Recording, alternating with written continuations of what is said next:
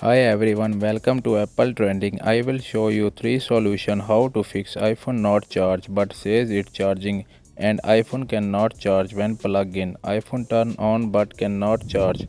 Without wasting any time, let's start the video. If your iPhone is on and open the settings app, scroll down, tap on battery, low power mode, toggle turn on, back to home and open the settings app again. Tap on general, scroll down and tap on transfer and reset iPhone. Tap on reset. Tap on reset network settings.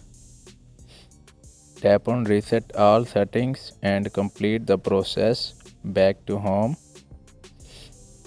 And please restart your iPhone. Slide to power off after 5 minutes and turn on back. If your phone is turned off, please clean your iPhone charging area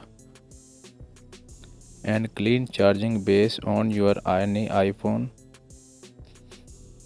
and please switch the charging properly, don't move.